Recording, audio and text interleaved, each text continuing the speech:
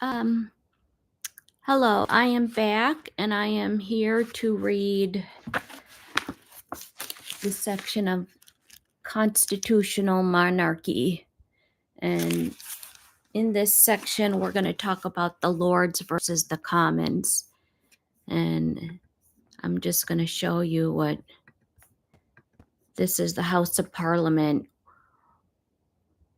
And this is where the Lords versus the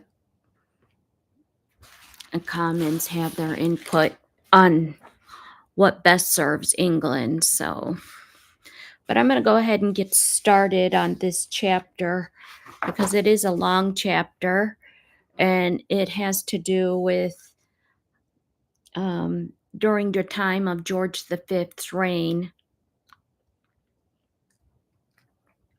And some of the issues or situations that would occur during his reign.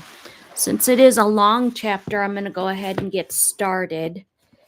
But I am breaking up this section in Constitutional Monarchy, which is very important to understand that Britain now is a constitutional monarchy. It has been for quite some time, and it is one of the reasons why it survived.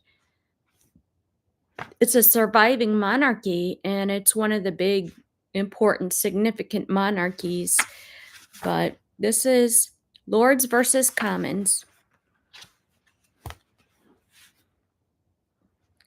The quarrel between Lords and Commons, which embittered the first year of the reign, had been smoldering for almost a half a century. Again and again, and hereditary House Lords had exercised its right to amend or reject the legislation of an elected House of Commons. Conservative administrations had nothing to fear. They could depend upon a permanent majority of conservative peers to endorse their policies. The Liberals, by contrast, they lived in the shadow of the veto, holding office by the expressed will of the people. They governed only by the consent of the few hundred Tory landowners.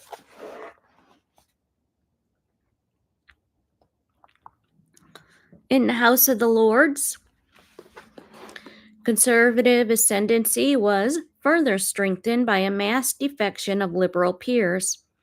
Unable to stomach Gladstone's pursuit of Home Rule for Ireland and other radical measures, the Liberal Unionists became conservative in all but name. In 1893, the new alliance ensured the defeat of Home Rule in the Lords by 419 votes to 41.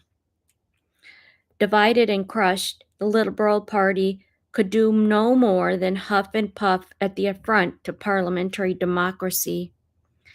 In 1906 general election, however, they swept back into power with one of the largest majorities of any House of Commons. There were 377 Liberals, buttressed by 83 Irish nationalisms and 53 Labour members. That can make a combined strength of 513, compared with 132 Conservatives and 25 Liberal Unionists. Would the House of the Lords dare to continue using its conservative majority of almost 400 to thwart so decisive a verdict of the electorate? The answer came from Arthur Balfour himself, who lost not only the election, but also his own seat. That master of ambiguity, speaking for once with absolute clarity, he claimed that the great Unionist Party should still control, whether in power or whether in opposition, the destinies of this great nation. Campbell Bannerman's new government pledged to an ambitious program of social reform could make little progress against a hostile House of Lords. Some measures went back into the Commons, amended to the point of emasculation.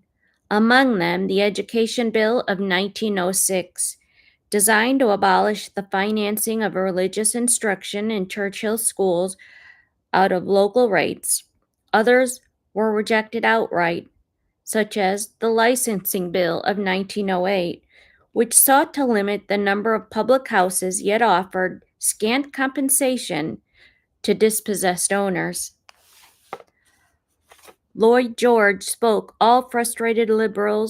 all frustrated liberals when he declared that the House of Lords, far from being the watchdog of the Constitution, was Mr. Balfour's poodle.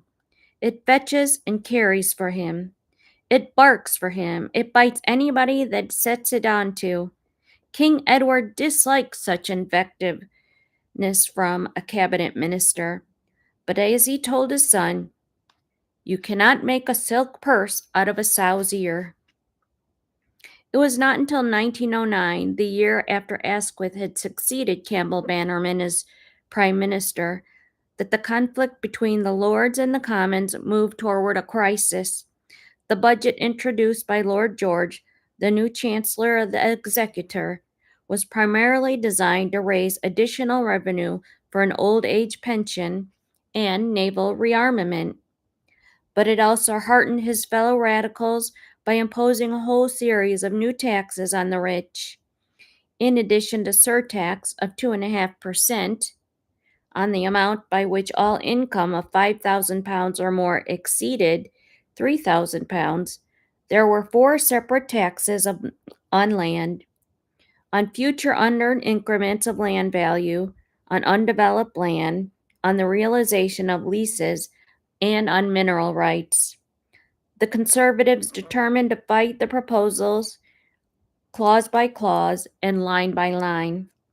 Not until November 1909, after 544 divisions and several all-night sittings, could the government complete the passage of the finance bill through the Commons. The measure was then sent to the Lords to be formally approved. Not since the 17th century had the upper house refused to pass a money bill.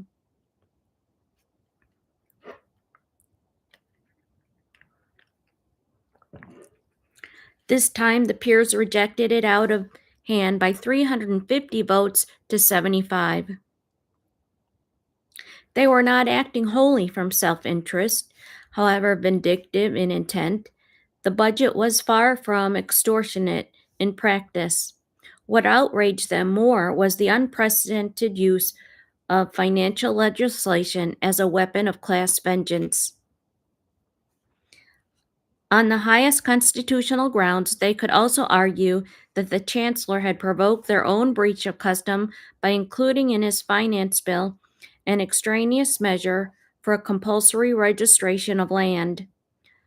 Lord Salisbury, son of the Conservative Prime Minister and himself a leading in transit, declared during the budget debates that a stratagem would enable a government to reverse any previous legislation merely by inserting a clause to the effect in a finance bill.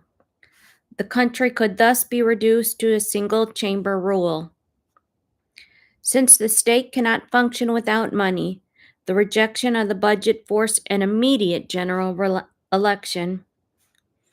It was found not only on the issue of whether the Commons should retain an absolute control over national finance, but also on the broader theme of how far the Lords could be permitted to amend or veto any other measure passed by the elected chamber.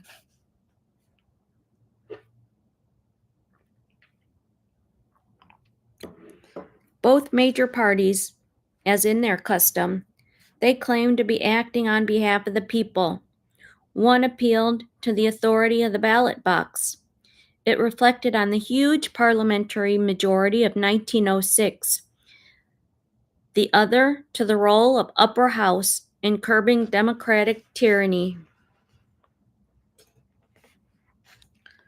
The result of the general election in January 1910 satisfied neither party. The Conservative won back 100 seats.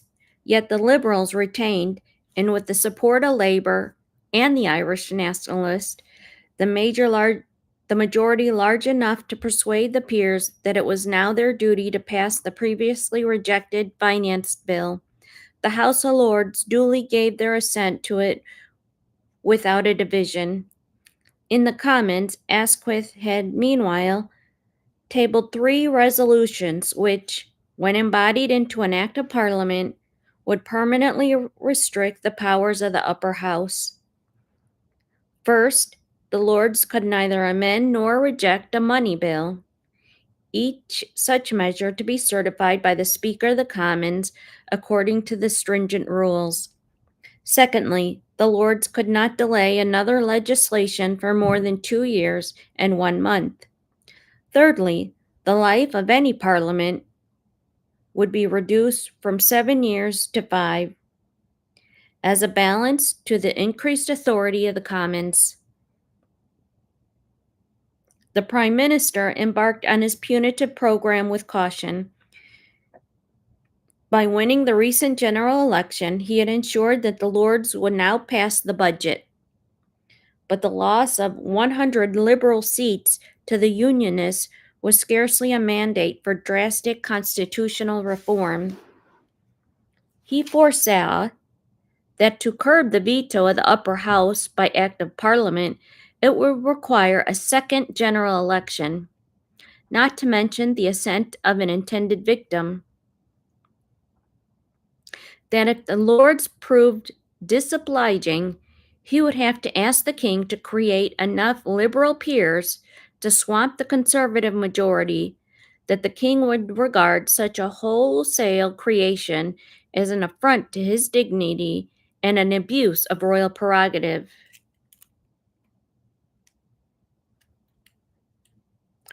That there would be little enthusiasm outside Westminster for so unseemly a pantomime.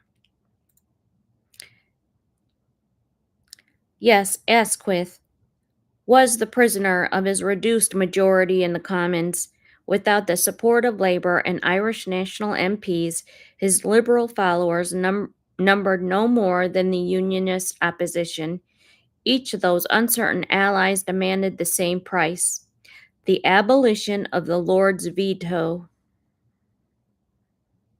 Labour detested the upper house and all its works on principle. John Redmond's Irish nationalists, they saw the veto as the only obstacle to home rule. Throughout the spring of 1910, Prime Minister trod a dialectical tightrope between those impatient suitors and an apprehensive sovereign. On the 6th of May, the sudden death of King Edward VII, it left a problem that was unresolved. Thus, the very moment King George V came to the throne, he found himself at the center of a constitutional crisis. For the next year, more it cast a fitful shadow over his whole life. Now, that was a key moment.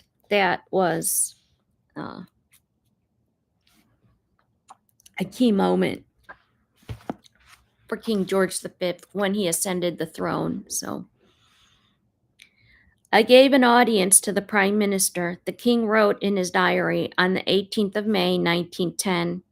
We had a long talk. He said he would endeavor to come to some understanding with the opposition to prevent a general election, and he would not pay attention to what Redmond said.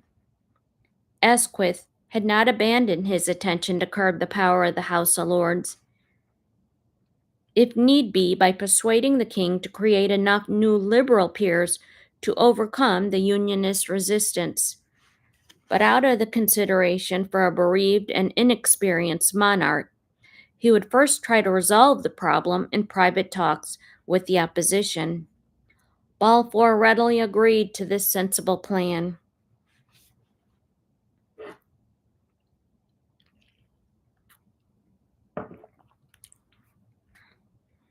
Yeah, okay.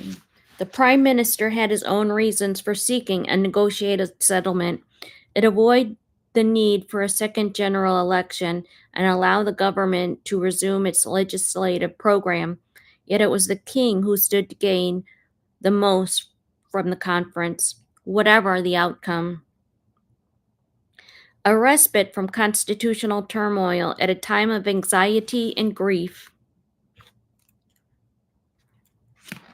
His gratitude was not apparent. Only 10 days after the comforting audience of 18 May, he told the prime ministers not to make the usual recommendations for new peerages in the birthday honors. As during the traditional state of the House of Lords, he would be reluctant to agree to them. When Asquith protested at this breach of custom, Noel sent an ungracious reply. The king, he wrote, he yields reluctantly in hopes that only a limited number of names, carefully selected, will be submitted to him. Asquith, he replied, could not logically continue to use the upper house as an instrument of political patronage while seeking to diminish its role. It was a needless pinprick to inflict on a prime minister who had so far shown the utmost consideration. Asquith and Balfour, each accompanied by 3 henchmen, began their constitutional talks on the 17th of June, 1910. The following day, the Prime Minister received one of Noel's more constructive messages. The King hopes that the question of life peers may, if possible, be brought before the conference. He is strongly in favor of them, as I believe are most sensible people. The precedent suggestion is to wait more than a half a century for fulfillment. The discussion, which began in an atmosphere of goodwill, soon felt the strain of political difference. A call by Lloyd George for a coalition government found some favor with Balfour, none with his party. By November, the conference had foundered on an unacceptable conservative proposal that any bill for Irish Home Rule, which was twice rejected by the Lords, would be submitted to a national referendum. Okay, this is important to recognize that Ireland at the time had been, this is before World War I, and Ireland at the time was lobbying for home rule, and that's when all the issues began or were brewing. They really wanted to have some say-so in how they were governed, and all of this was occurring during King George V's, the beginning of his reign. So the breakdown of the talks, okay, I already read that. The breakdown of the talks exposed both prime minister and sovereign to the realities of political life. After 6 months of fruitless delay, Asquith's discontented parliamentary allies demanded retribution against the Lords and a swift advance to Irish Home Rule. The prime minister could no longer postpone an appeal to the country on the crucial issue of the veto.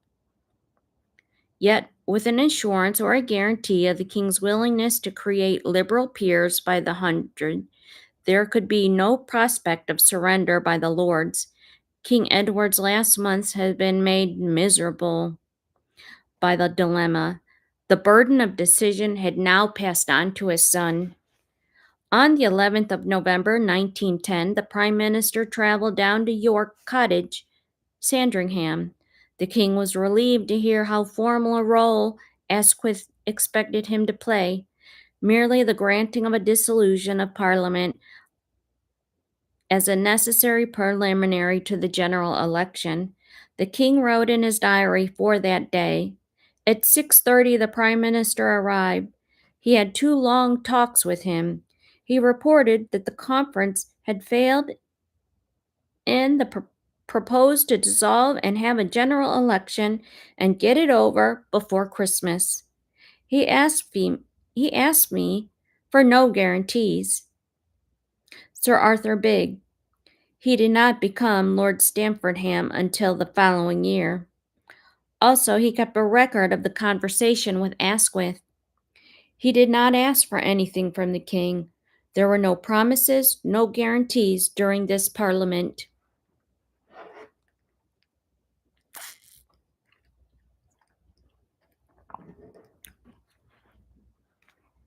The joy expressed by those italics was short-lived. 3 days later, Knowles was called to number 10 Downing Street, where he learned that the Prime Minister had apparently changed his mind. What he now advocates, Knowles wrote to the king, is that you should give guarantees at once for the next Parliament. Asquith justified his abrupt reversal by pleading that the object of his visit to Sandringham had not been to tender any definite advice, but to survey the new situation created by the failure of the conference. From a misleading delicacy of approach, it seemed he had failed to warn the king that he was merely expounding in general terms that the constitutional role of the monarch and that the unpalatable advice was yet to come. A more probable explanation is that between the audience and Sandringham and the interview with Knowles 3 days later, Asquith succumbed to the considerable pressure from his more radical colleagues. Shocked by the Prime Minister's volte-face, the king instructed Bigg, who had remained with him at Sandringham, to send his telegram to Downing Street. His Majesty regrets that it would be impossible for him to give contingent guarantees, and he reminds Mr. Asquith of his promise not to seek for anything during the present Parliament. Even before Bigg's telegram reached Downing Street, the Prime Minister and his colleagues had drafted a minute that left the king in no doubt of their intention.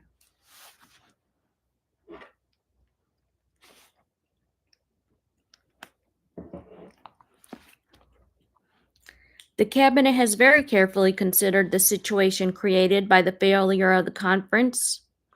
In view of the declaration of policy made on their behalf by the Prime Minister in the House of Commons on the 14th of April, 1910, the advice which they feel in their duty to tender to His Majesty is as follows. An immediate dissolution of Parliament, as soon as necessary, parts of the budget, the provision of old age pensions to paupers, and one or two other matters have been disposed. His Majesty's ministers cannot, however, take the responsibility of advising a dissolution unless they may understand that, in the event of the policy of the government being approved by an adequate majority in the new House of Commons, His Majesty will be ready to exercise his constitutional powers, which may involve the prerogative of creating peers. If needed, to secure that effect, it should be given to the decision of the country. His Majesty's ministers are fully alive to the importance of keeping the name of the king out of the sphere of party and electoral controversy. They take upon themselves, as is their duty, the entire and exclusive responsibility for the policy which they will place before the electorate. His Majesty will doubtless agree that it would be undesirable, in the interest of the state, that any communication of the intentions of the Crown should be made public, unless and until the actual occasion should arise. The king read the document with suspicion and alarm, for it seemed to make demands for him which were unknown to the Constitution. As recently as February 1910, which Edward VII still reigned, Asquith had professed a more orthodox doctrine in the Commons. To ask in advance for a blank authority for an indefinite exercise of royal prerogative in regarding a measure which had never been submitted to or approved by the House of Commons is a request which, in my judgment, no constitutional statesman can properly make, and it is a concession which the sovereign cannot be expected to grant. In the intervening 9 months, nothing can happen to justify the Prime Minister's abandonment of the principle. The parliamentary bill to curb the Lord's veto had received only a formal first reading in the Commons. The upper house had not yet had an opportunity of considering, much less rejecting it. The one new factor was political, not constitutional. In the course of Commons debate on the veto in April, Asquith had made a rash promise in order to placate both his radical backbenchers and his Irish and socialist allies. Speaking of the need for a second general election before the introduction of the Parliament Bill, he said, "In no case shall we recommend dissolution, except under such conditions as will secure that in the new Parliament the judgment of the people, as expressed in the election, it will be carried into law."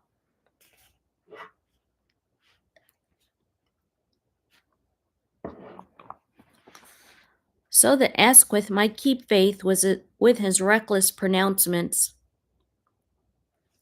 The king was being asked to promise what he would be necessary to create an unlimited number of liberal peers in an ill-defined circumstances. The cabinet minute of 15 November was riddled with ambiguity. What was meant by policy of the government, the Parliament bill itself, or the general principle on which it was based, how many seats made an adequate majority, to what did the actual occasion refer? Would the king pledge still by binding if amendments were made to the Parliament bill? It is difficult to surmise how the author of so enigmatic a state paper could have earned his reputation, but in the Commons and at the bar, for a precise mind.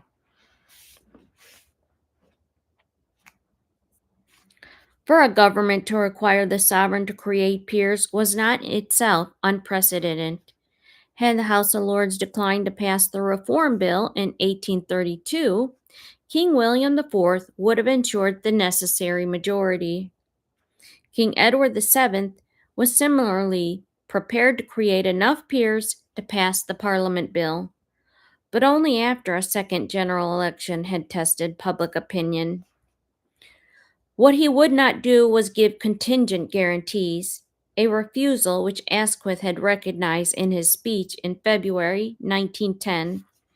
Now the cabinet was insisting, even before a second general election, that his son should promise to create peers.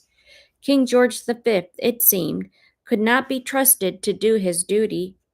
Asquith's principal reason for demanding such an assurance was redeemed.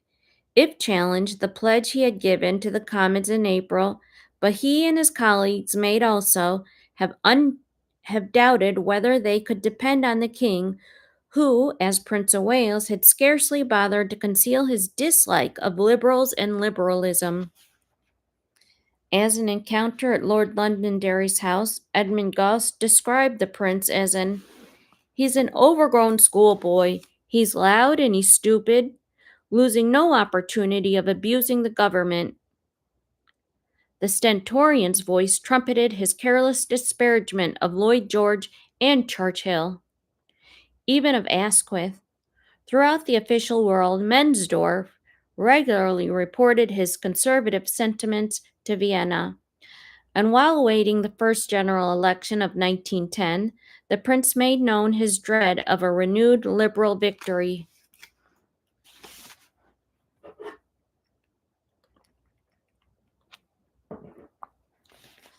From the moment he came to the throne, however, the king strove to maintain the traditional impartiality of the sovereign. In this, he had the guidance of two experienced private secretaries, Knowles and Bigg. What nobody had foreseen is the most testing crisis of his reign, they would fail to agree on the course their master should take. Although each had unrestrained access to the king, Knowles possessed an initial advantage over Bigg.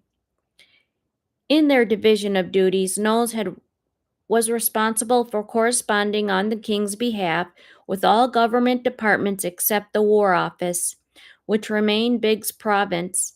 He could thus exercise general control over the sovereign's relationship with the prime minister. He did not hesitate to use it. When the Tendentious Cabinet Minute of 15 November 1910 reached the king at Sandringham, it was accompanied by a letter from Knowles.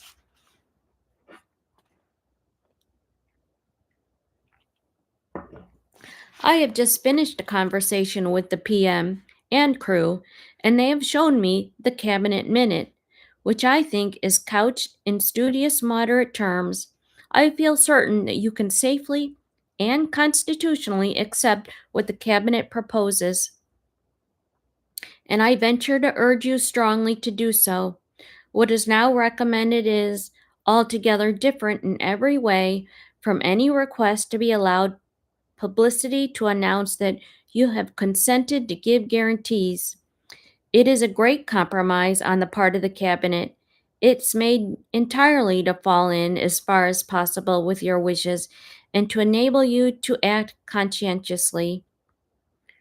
Should you not approve of the proposals, it may be the matter has not been sufficiently explained to you, and in that case, of course, I should be quite ready, should you desire, to go to Sandringham tomorrow, or what would be better is if you disagree, perhaps you might think it's right to come to London to see the Prime Minister and crew. Not satisfied with the commending the Cabinet Minute to the King in such fulsome terms, Knowles enclosed a letter he had received that morning from Master Elibank, who, as Liberal Chief Whip, was responsible for the discipline of the parliamentary party in Commons. It is included in this passage.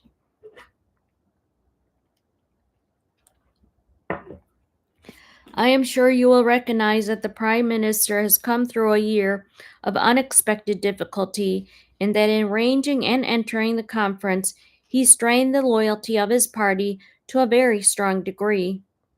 If there is a feeling in the country that he is in any way flinching from his duty now that the crisis is upon us, it would only serve us to help and encourage the socialists and extreme forces in the country. A spirit of unrest pervades the working class at this moment, and I am particularly anxious that nothing should occur to drag the king into the vortex of our political controversies. Okay, this is important to note that not only were there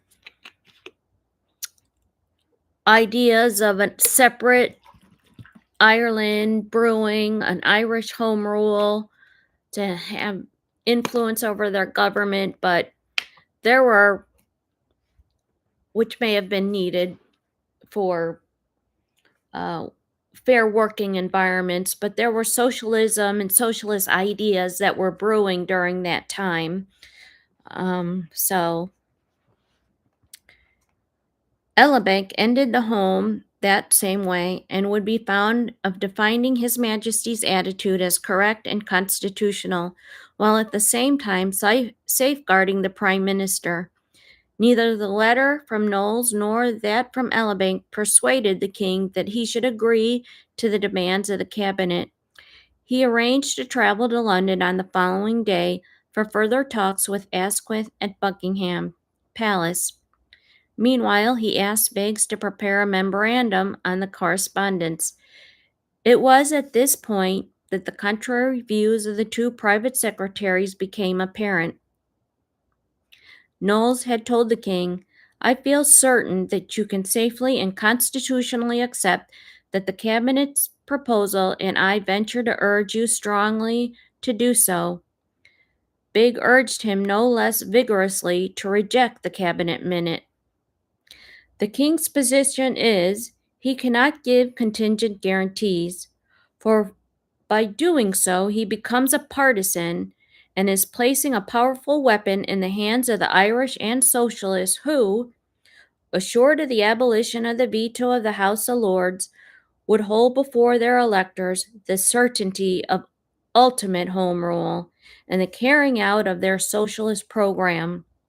The Unionists would declare His Majesty was favoring the government and placing them, the Unionists, at a disadvantage before their constituencies.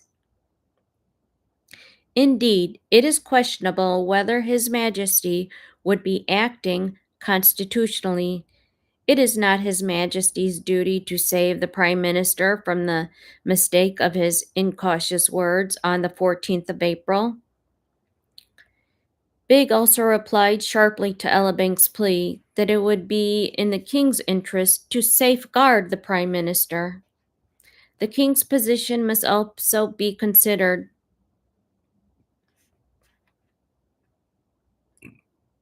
His Majesty fully recognizes what must be the ultimate solution of the political situation if a dissolution takes place and if the government are returned by an adequate majority.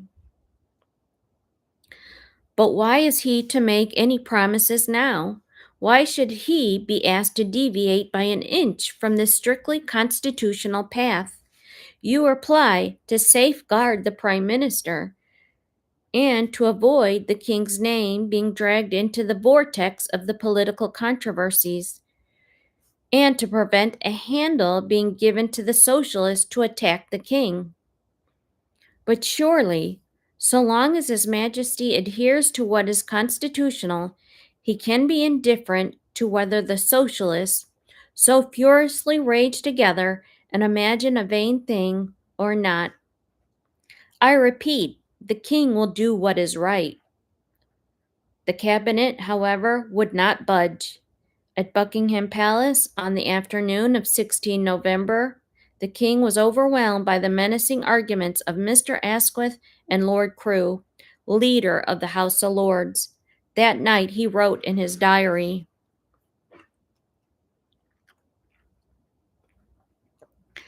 "After a long talk, I agreed most reluctantly to give the cabinet a secret understanding that in the event of the government being returned with a majority at the general election, I should use my prerogative to make peers if asked for.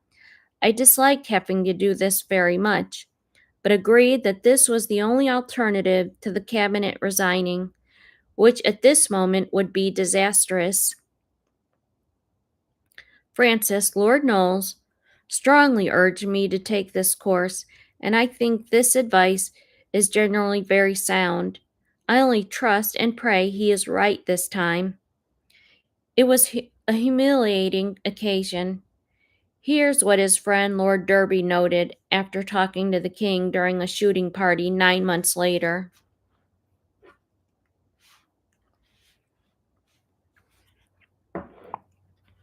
The King afterwards he went to London and here saw Asquith and Crewe. When they asked him for guarantees, he complained this was putting a pistol to his head, and asked Asquith what he would do if he refused. The answer was, I should immediately resign, and at the next election I should make the cry, "The King and the peers against the people." He then appealed to Crewe, who said that he supported Asquith and that the whole cabinet was united on the subject. He further urged that they were asking the King to do nothing unconstitutional. He begged to be allowed to see Arthur Belfast and Lansdowne, but this was peremptorily refused. They bullied him for an hour and a half, and he then told them that he would give guarantees if they got a majority and asked to be allowed to make this public. He said, "I have been forced into this, and I should like the country to know it." They declined and said that this was a confidential pledge, and it must be kept so. In fact, they bullied him, and in his own language, they behaved disgracefully to me.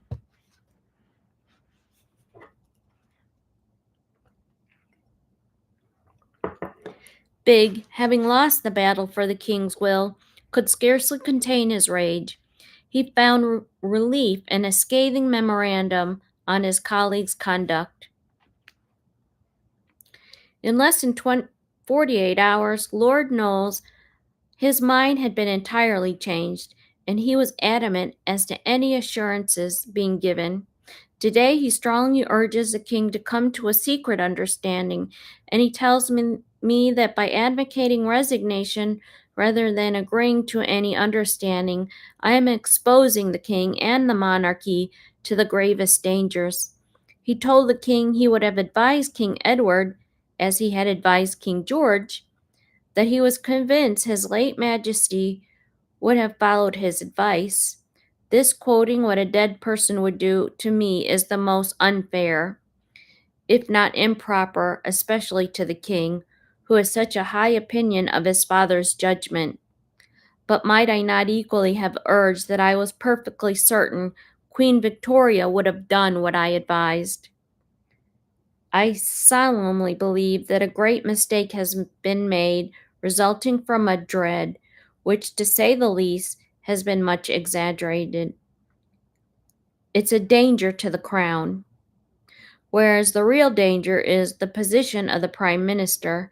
In the conversation of the 16th, even the instability of foreign thrones has been dragged in to intensify this bogey. His Majesty has given away. How could he do otherwise? With the Prime Minister, the leader of the House of Lords, and Lord Knowles, assuring him he was doing what was right and constitutional. Please, God, they are right, and that we may not regret this step taken, and find before long the fresh demands will be made entailing either further concessions or a resistance resulting in more danger to the throne than that which might have been incurred by a bold, fearless, and open line action in the present crisis.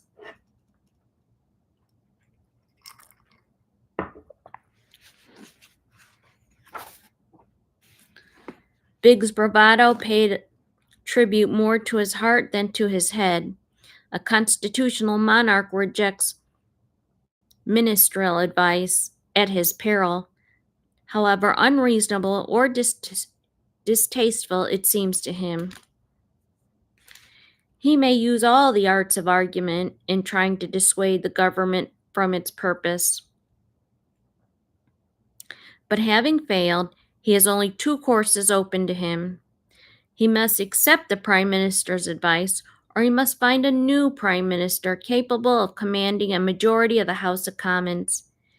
Had the King defied Asquith's request for contingent guarantees, the Prime Minister would have resigned, not because he lost the confidence of the Commons, but because he had lost the confidence of the sovereign. From that moment, the king would have been drawn into a conflict from which neither he nor the monarchy could have emerged with credit. The resignation of Asquith and his colleagues would have required the king to seek a new prime minister. The only possible candidate was Balfour, the leader of the opposition.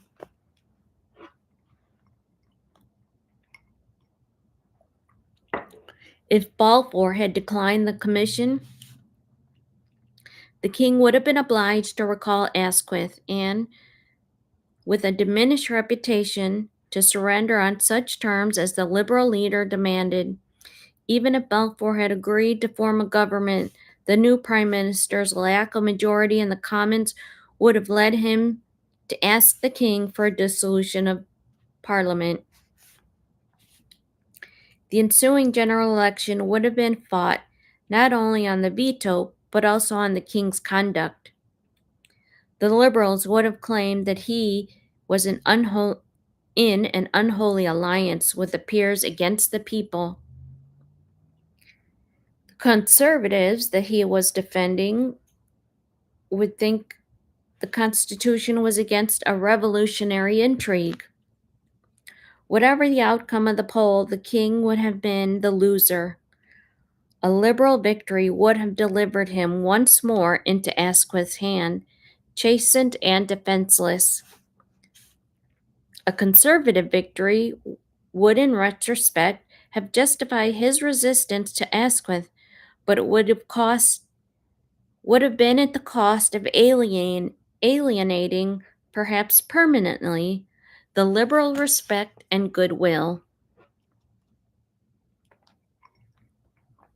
Yeah, the king was in quite a predicament here. Such were the hazards to which Big would have exposed the king, from which Knowles saved him. Both private secretaries, in seeking how best to serve their master, behaved out of character. Big, whose habitual caution later earned him sobriquet better not, displayed a rashness that has no parallel in the rest of his career. Knowles, for 40 years the candid friend and counselor of Edward VII, seemed to have felt unable to convince the new king without resorting to deception. There is evidence, not conclusive, that the letter from Elibank, which he had hoped would reinforce Asquith's advice, had been written at his own prompting. Even more reprehensible was Knowles' failure to tell the king that, should Asquith resign, Balfour would, at least, or might, be prepared to form a government.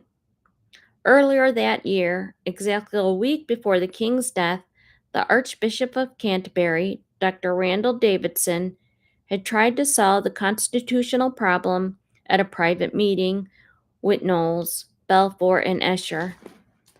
The record of it, prepared by Knowles for King Edward, included these words. Mr. Balfour made it quite clear that he would be prepared to form a government to prevent the king being put into a position contemplated by the demand for creating peers. 7 months later, in November 1910, Knowles neither showed nor mentioned that document to the king, thus leading him to believe that there was no alternative to accepting Asquith's advice. Balfour reported conversations on April 1910 were not brought to the king's attention until after Knowles had retired from his service 3 years later. The king then had this minute attached to the record of the Royal Archives. It was not until later in the year of 1913 that the foregoing letters and memoranda came into my possession.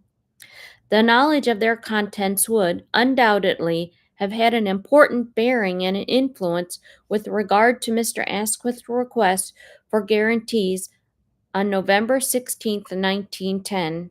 George R.I., January 7, 1914.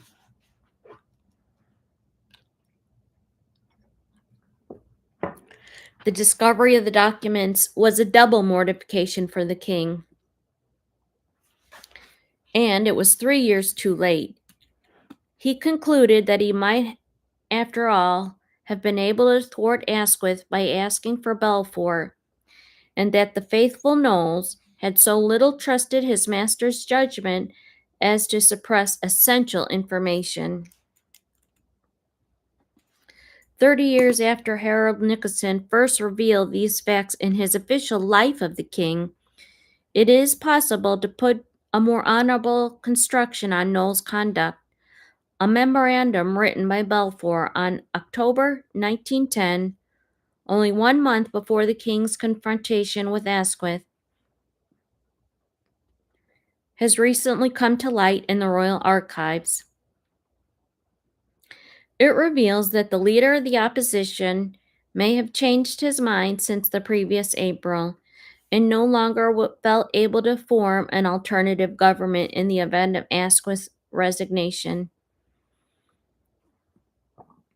Apparently written at Escher's prompting, it bears a note in the handwriting that the industrious busybody to say that he had sent it to Knowles.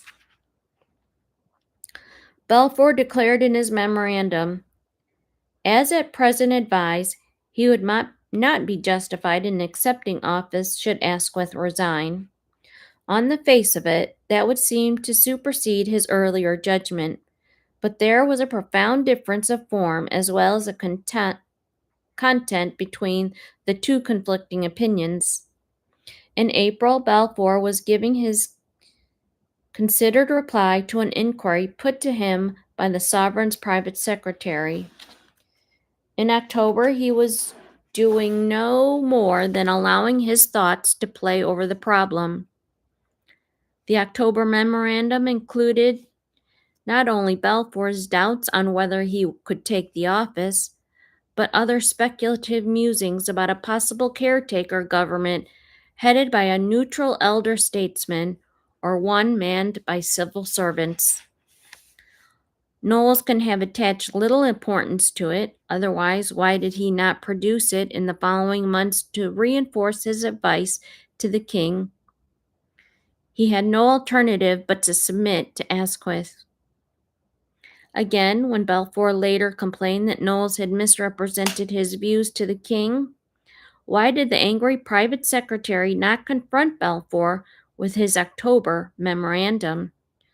Perhaps he had failed to read it. Or perhaps he had read it only to decide that it was too opaque, a document to be taken seriously. The discovery of the October memorandum, it allows a new and more charitable interpretation to be put on Knowles' conduct. That he concealed from the king the opinion Balfour had given in April, only because he was aware of Balfour's apparent change of mind in October, but there is scant evidence to support such hypothesis. Whether or not Knowles consciously deceived his master, he emerges in retrospect with more wisdom, more caution than does either the king or Sir Arthur Bigge.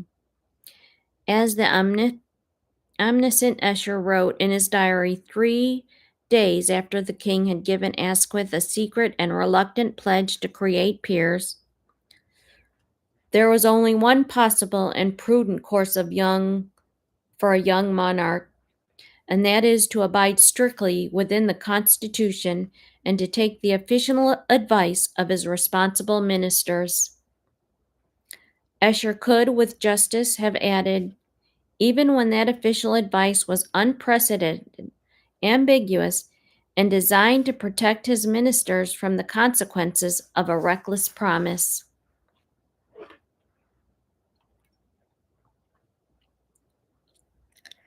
The episode of a contingent guarantees left the king with a lifelong grievance. He resented not so much the supposed strain put on a constitution by the cabinet's demands. That was a matter for interpretation, on which two such experienced public servants like Knowles and Bigge could take contrary views. What rankled the king in his mind was the indignity of having been browbeaten and bullied, of not having been trusted to do his duty when the time came. Above all, he was shocked by Asquith's insistence that his pledge should remain a secret.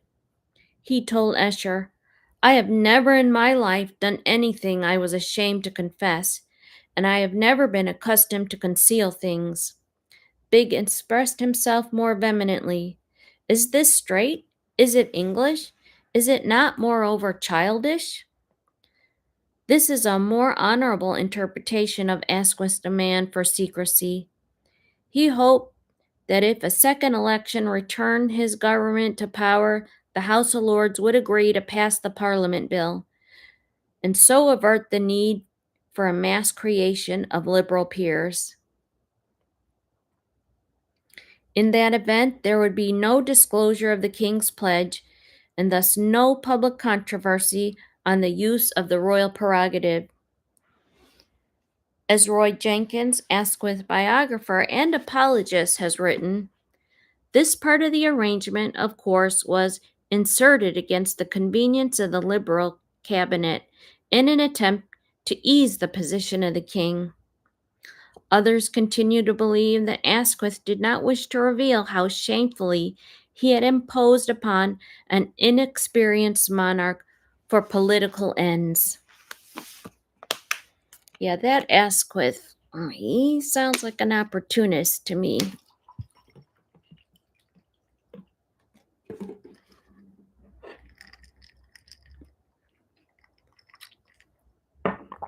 So, the king forgave, but he did not forget. 21 years later, in November 1931, Lord Crewe had an audience at Buckingham Palace on a resigning as Secretary of State for War in Macdonald's national government. The king soon reverted to old times, telling Crewe that the forcing of his hand in 1910, it was the dirtiest thing to have ever done. He continued, "What right had Asquith to bring you with him, to browbeat me? I remember that after talking to him, I walked over to the fireplace, and I heard Asquith say to you, 'I can do nothing with him. You have a go.' That's a dirty, low-down trick. I wish that I had then had all the experience I have now. I ought to have said, 'All right, Asquith, put everything on paper, and I will give you my answer by 12 noon tomorrow.'" In his chaffing way, the king brought that uncomfortable audience of 1931 to an end by saying that it had all been a plot between Asquith, Crewe, and Knowles. Crewe agreed that they had not treated the king very well.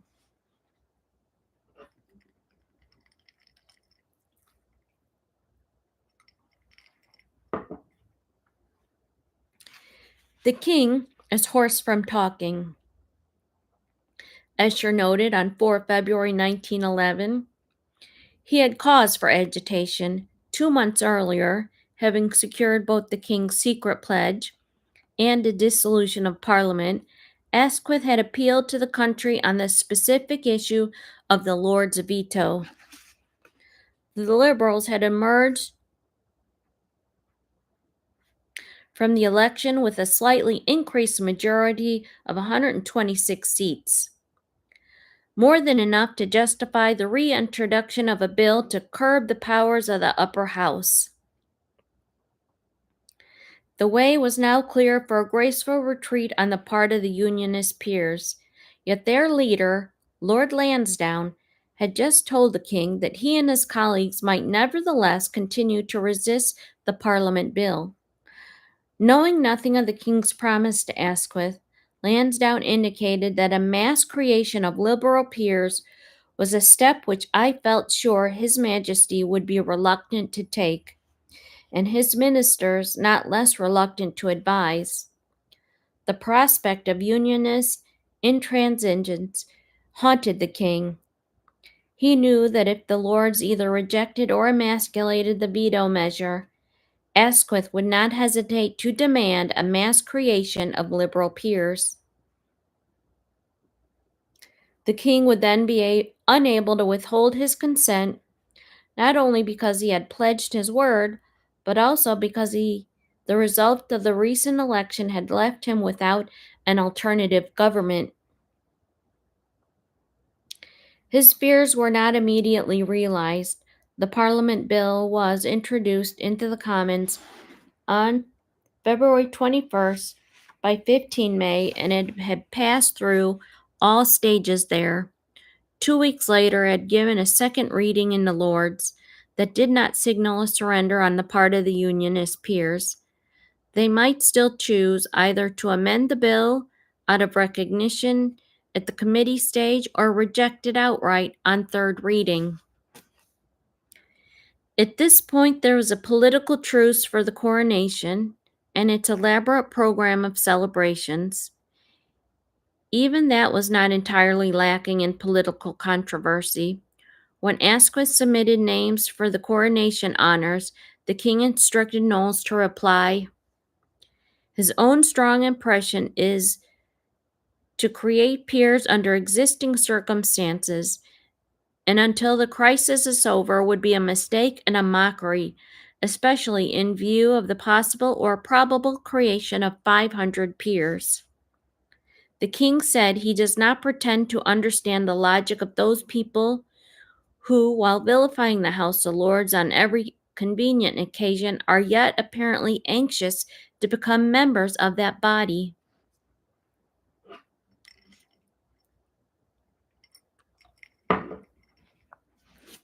Okay. Few pages to go. Having made his protest, the king accepted the prime minister's list as he had done in the previous year. It included a barony for one of Asquith's brothers-in-law, Edward Tennant, a viscount for the master of Elibank's father, and a marquisate for the Earl of Crewe. The king also bestowed a barony on Bigg, who became Lord Stanfordham, and promoted Knowles to become a viscount. 8 days after the coronation ceremony, the king and queen dined with Mr. and Mrs. Asquith at number 10 Downing Street. The evening concluded with a theatrical entertainment. Act 3, John Bull's Other Island by George Bernard Shaw. The 12-Pound Look by James Barrie. Neither was designed to divert the royal mind from the problems of the day.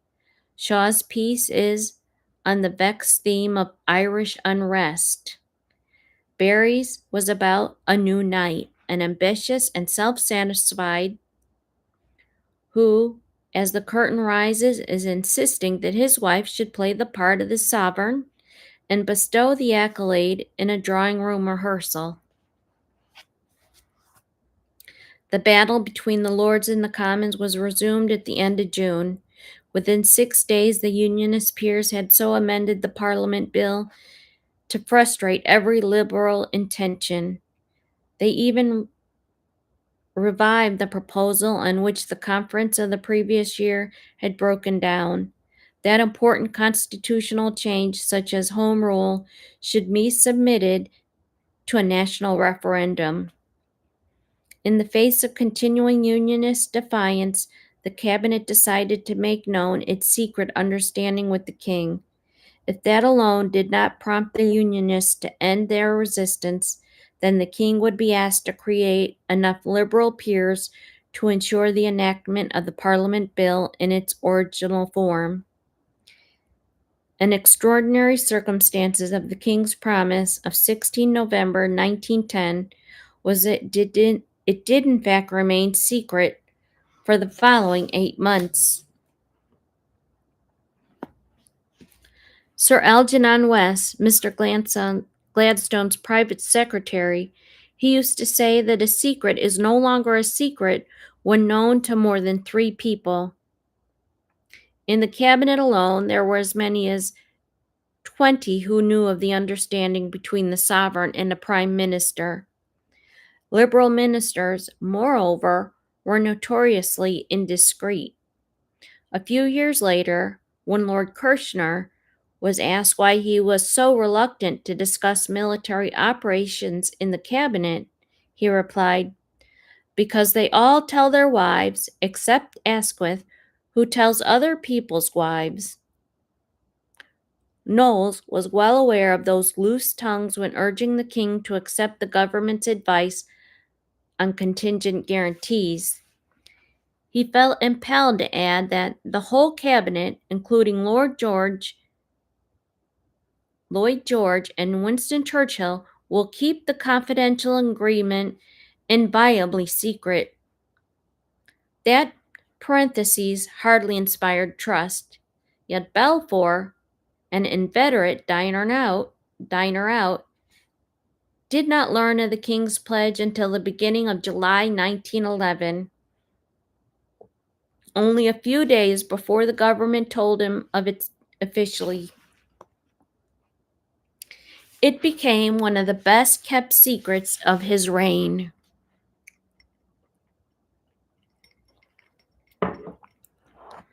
From the moment the king's pledge was made known, the struggle for the Parliament bill lay not so much between Liberals and Unionists as between 2 factions of the Unionist Party.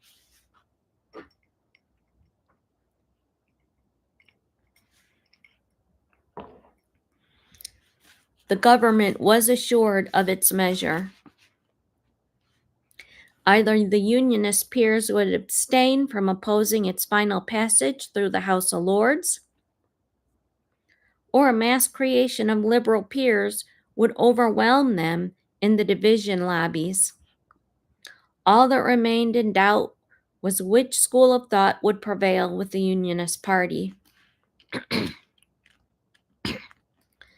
The majority, who by now included Lord Lansdowne, echoed the view of Balfour that further resisted the Parliament bill and would essentially be theatrical.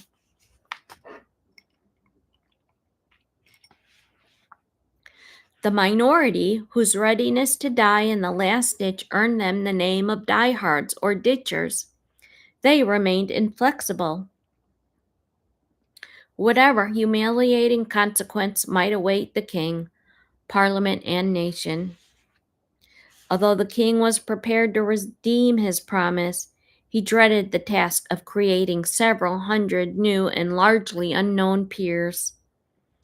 How could any self-respecting sovereign be expected to relish such pantomime? He therefore set himself, within the limits of a constitutional monarchy, to dissuade the diehards from their heedless course. At once he scored an important tactical success. On July the 22nd, government reacted to the wrecking amendments of the Unionists by requiring the king to authorize a wholesale creation of liberal peers in 2 days' time. The king pleaded for delay. He instructed Knowles that he could not accept the cabinet's advice until the Lords had been given another chance to change their minds.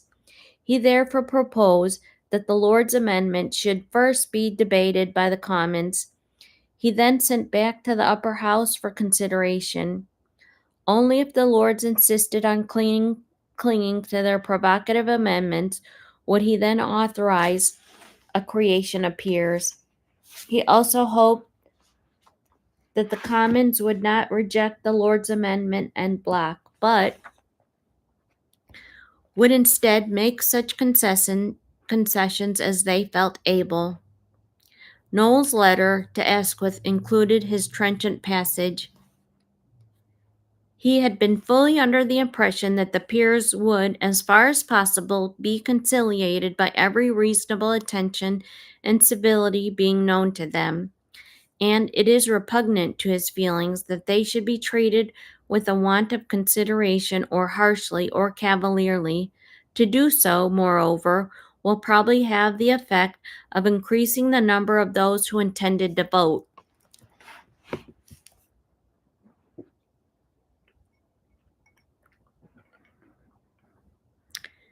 The Prime Minister at once deferred to his sovereign's wishes. It was a generous gesture. Had he ignored the king's plea and insisted on immediate creation of liberal peers, the government would have secured the Parliament bill within days and Irish Home Rule in the following session. Any other course was bound to delay the government's legislative program. If the Lords' ultimate surrender, then the Parliament bill would pass, but under its provision, Irish Home Rule could be blocked for more than 2 years. If the Lords had remained defiant, not even the creation of new peers could avoid the postponement of the Parliament bill to the following session. The Unionist diehards were neither mollified by concessions nor intimidated by threats. To the very end, they doubted whether the government would create enough new peers to ensure a permanent Liberal majority in the House of Lords. At worst, they believed the king would authorize only enough creations to assure the passage of the Parliament bill. Since most Unionist peers intended to abstain, that meant fewer than 100. Those diehards deluded themselves. Asquith had already prepared a list of 245 men whom he would invite to become peers on the understanding that they accepted the Liberal whip. They were apparently only his first choices. It would not have provided impossible to produce as many names again, less distinguished than the original selection, but not inferior to those who sat by hereditary right on the Unionist backbenches. More than half of them were established men of substance. privy councillors, members of parliament, baronets, and knights. Some of them were heirs to peerages, including Esher's son, Oliver Brett. Others were eminent in their profession in the industry.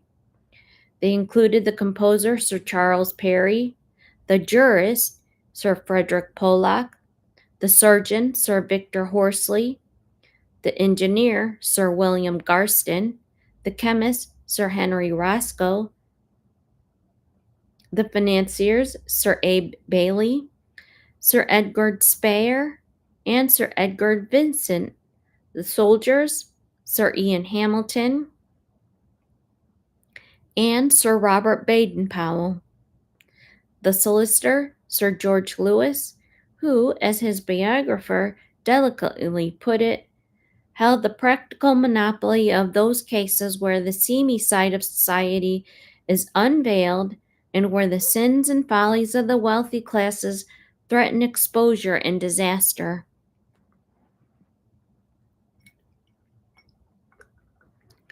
Literature and learning were represented by Thomas Hardy, Bertrand Russell, Gilbert Murray, James Barrie, Anthony Hope, G.P. Hooch, J.A. Spender, Sir George Otto, Treblin, Sir George Otto Treblin, biographer of his uncle Lord Macaulay and father of G.M. Trevelyan. Perhaps Sir George Riddle, chairman of the company that owned the News of the World, could also be claimed by the Fraternity of Letters. 10 years later, he became the first divorced person to receive a peerage. It's an honor approved by the king with the utmost reluctance.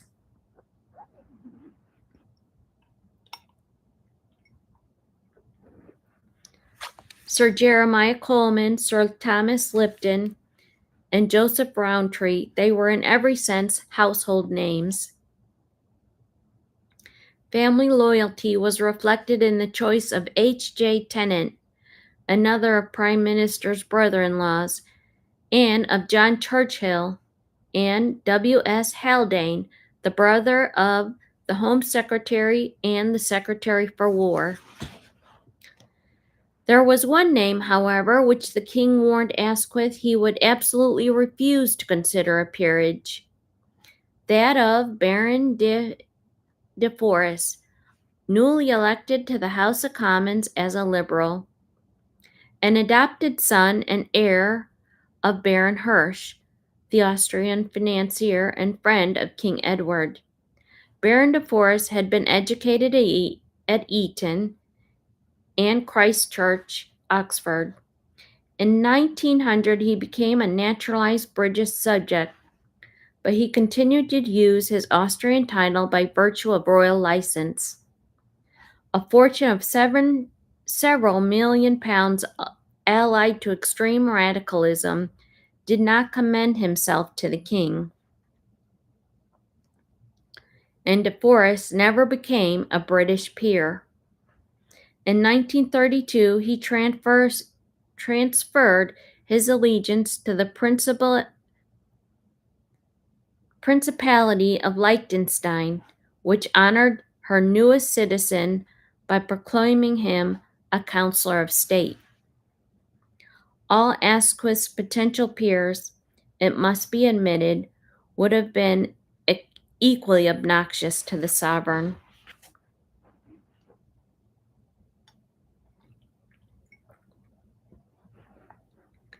They were eclipsed in royal disfavor. However, by the die-hard Unionist, Lord Crewe wrote, "The king, whom I saw for a long time yesterday, was greatly vexed at these hot-headed people and keenly anxious for their defeat. In order to be saved from very unpalatable necessity which would have been forced upon him and us.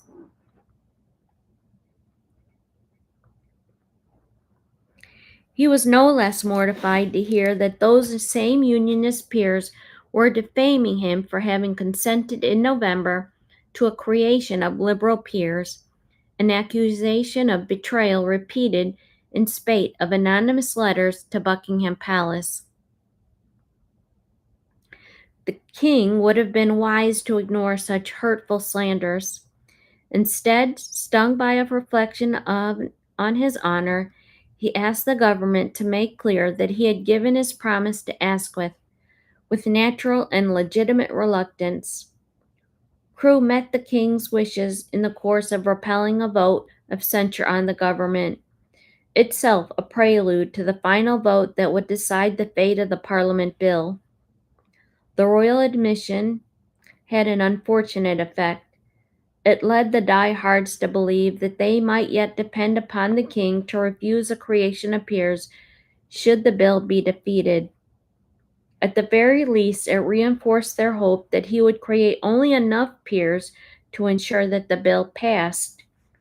To dispel such credulity, the king again requested the government to make a statement that this time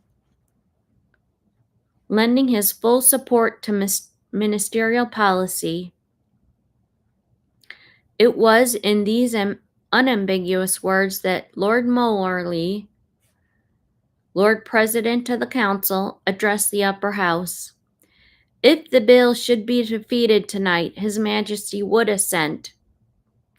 I say this on my full responsibility as the spokesman of the government to a creation of peers sufficient to guard against any possible combination of the different parties in opposition by which the Parliament bill might again be exposed a second time to defeat. The occasion for that momentous announcement was the second and final day of the Lords' debate on whether the Commons' amendments restoring the bill to its original potent form should be accepted or rejected.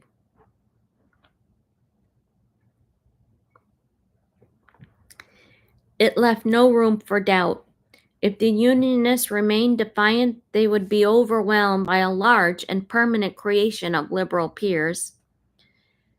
Yet such was the tension, not to say hysteria, that even Morley's warning failed to convince the diehards. It chanced to be one of the hottest summers ever known in London. The debate had opened on 9 August with the temperature at the Greenwich Observatory that day touching an unprecedented 100 degrees Fahrenheit. The atmosphere in the Lord's Chamber was not conducive to the cool thought. Although 300 Unionist peers had decided to abstain, another 100, led by an 87-year-old Lord Halsbury, were still determined to vote against the government. Since the Liberal peers numbered scarcely more than 80, the diehards seemed set to destroy the Parliament bill. The unexpected allies appeared. The Archbishop of Canterbury persuaded 12 of his brethren on the episcopal bench to vote for the government, although 2 insisted on supporting diehards, and Lord Rosebery, who since the end of his premiership in 1895 had become increasingly disenchanted with his liberal colleagues, returned to the fold. Even the access of strength, however, was likely to leave the government in a minority. There remained only one way in which the Parliament bill could be saved: by the courageous decision of certain Unionists to vote with the Liberals and so prevent a mass creation of peers that would bring ridicule upon both sovereign and nation. The debate dragged on throughout the sultry evening of 10 August, from one repetitious speech to the next, and it was not until 10:40 that the last peer cast his vote, and the king wrote in his diary,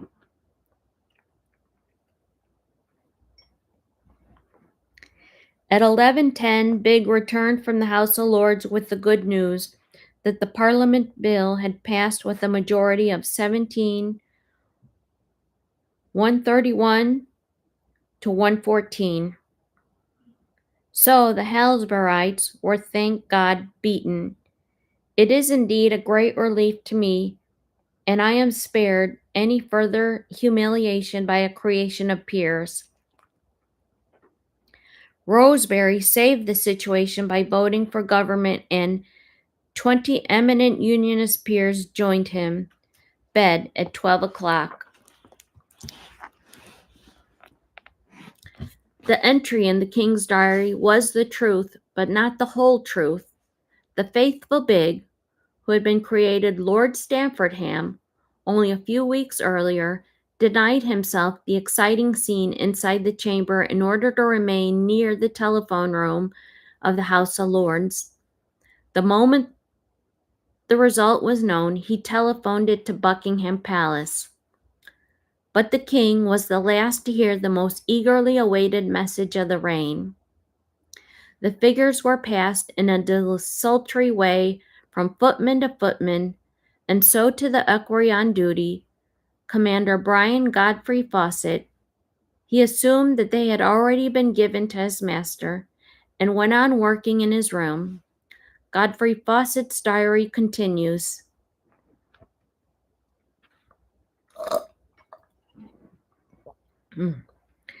When I finished my letters, I went up to ask the king if I could carry on the early next morning about arrangements for his journey to Ripon the same day, and I entered the room and said, "I am so thankful, sir." He said, "What for?" And I told him he had never been told anything, and I was the first to bring the news. The Queen jumped off the sofa, and the King made a few just remarks about why he had not been told. However, thank goodness, it had nothing to do with me. I told him all I knew. The King's relief was immense. While we were talking, the Lord Stamfordham, Old Big, he rushed in. Having hurried up from the House of Lords in a taxi, he was astonished, and he was furious when he heard the king had not been told sooner. As he had arranged it so carefully, it was some footman's mistake, no doubt. The king, whose belated bedtime is in itself a measure of the importance he attached to the events of that evening, was mistaken in thinking that Rosebery had saved the situation.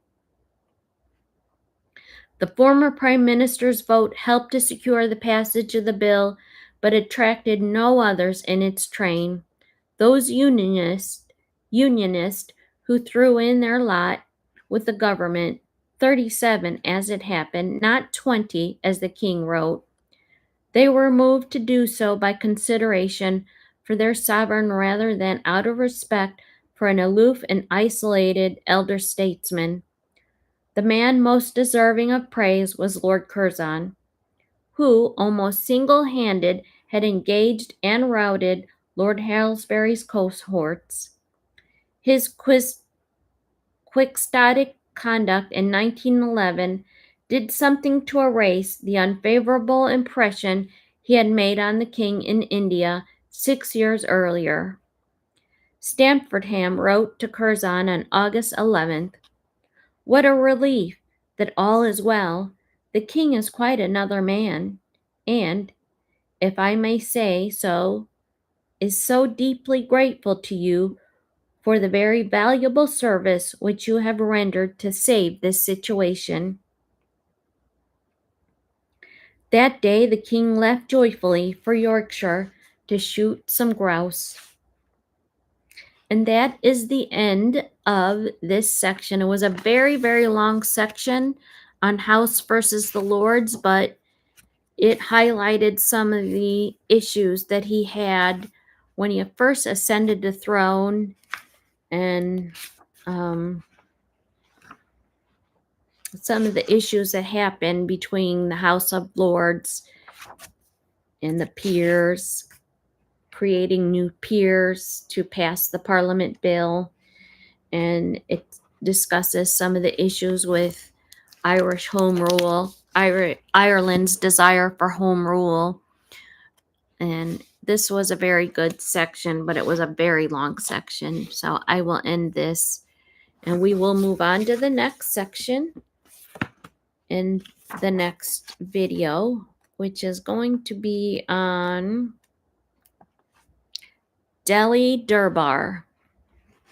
So see you then if you're interested. Thank you for listening.